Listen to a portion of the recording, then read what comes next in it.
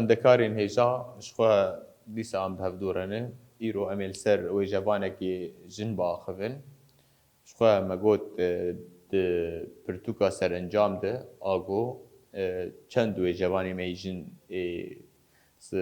sed sala deh û yazda û niha tê de hene îro bi taybet em ê li ser wê cevanekê biaxivin ku ew jî di baweriya yarîsana de we got dibêje xebitiye.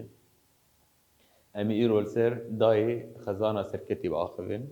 Gelo dayê xezana serketî kî ye û çawa jiyan kirî û çawa xebitiye.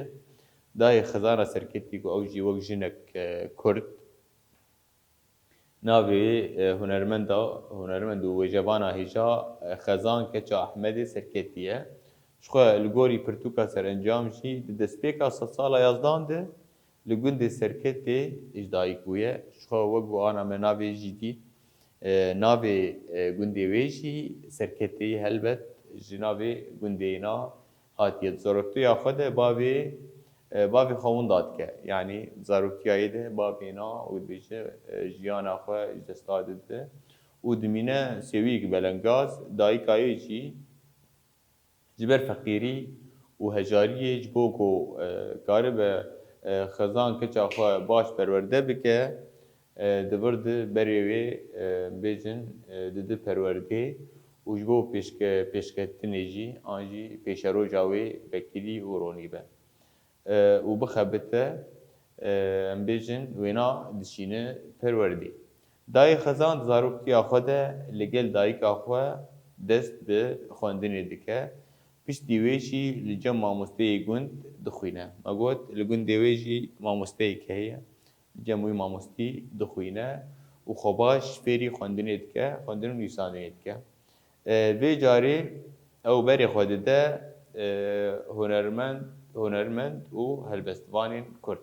Yani çi kesê ku hunermend dibîne an jî helbestvanên Kurd dibîne bire buware bêjin nîqaşê dike û têkiliyê dike. Bi vê rewşê xweşikbûn û balkêşiya xwezaya Kurdistanê em bêjin diriya helbestê xwe de vedihûne yani dihûne û rê em bêjin rê jêr vedike li gel wê jî diçe ser baweriya yarî. Jixwe me got baweriya yarî ew baweriya yarîsana ye ago di roja me îro jî heye ew jî di wê serdemê de ev jinên balkêşê wê cevan di wê demê de di wê baweriyê de dixebitîn. Li gel wê jî em me got baweriya yarî wek rêbazekî serekeş xwar digirt û ev yek jî vîn û baweriya wê jî xur dike. Yani ev jinahanê dema ku vê baweriyê dibîne vîn û baweriya wê jî xur dike. Piştî wêna jî dibêjin helbesta dihûne û helbestên xwe bi rêbazekî em bêjin xwedanasî an jî xwezayê ser heme li ser van cûreya dinivîsîne. Dayê Xezana serketî yek ji jinên parêzgar û xwedanas bû. Yani kesên bi erebî jê dibêjin muhafiz. Yani kesên ku bêjin bawerî diparast, jin diparast yani bi mijarê wilo ve mijûl dibû. Di sed sala hefta zayînê de em bêjin di destpêka wê de li dijî baba Newas em bêjin serî radike yani wek wî qebûl nake wî nahilbijêre. Jixwe baba Newas ew jî mamoste ye an jî rêvberê ola baweriya yarîyayê. Lê di destpêkê de li dijî wî derdikeve û wî re dikeve hevrikiyê de. Piştî ku vê rêbazî nas dike pişt re rêbazî dipejirîne û dibe alîgirê wî. Jixwe li ser vê yekê jî gelek helbest nivîsandine gelo ji bo pejirandina wê rêbazî em bêjin çawa bang li gel kiriye û çawa helbestê xwe de nivîsandine. Ka em hevdûre li van malika binarin bê dayê Xezana serketî çi di van malika de gotiye. Jixwe gotiye dibêje şêr kiriye cewer نه دست بله مردم کریه جوار دادمان رسن نه دست جوار دستی واش آفات دان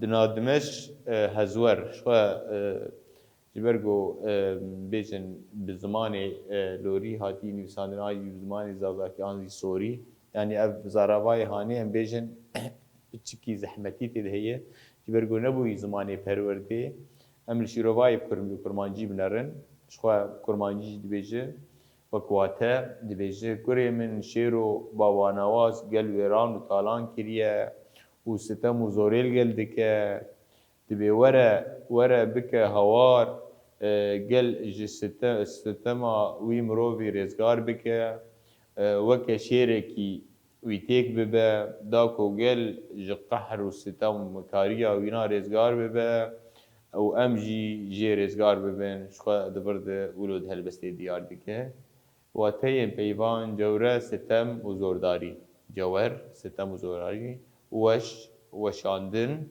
آفات کراست آنجی ویرین بالکیش پرسین رخاندنی چی دای خزانه سرکتی کنگی الکو دریج دایک بویش خوابایا چی مگو ده صد ساله یزدان ده لگونده سرکتی دایک بویش خنابی جی سروی که دیار کرن دای خزانه سرکتی باوری به چری بازی آنیه مگوت باوری بریبازی یاریا آنیه آنجی باوریا یاریسان آنیه شخوا ده پرتوکا سر انجام ده اف و جوانی منی جن مگوت وک پرتوکا کل جم ایزیدیا هیه گو ناوی با و جوانی جن دوان دهاتن پاراستن گلک جنین و جوان ده دیروکی ده مردر باس بونه و جبلی ایگو گلک جوان تبیگو برهمی واهن تبیگو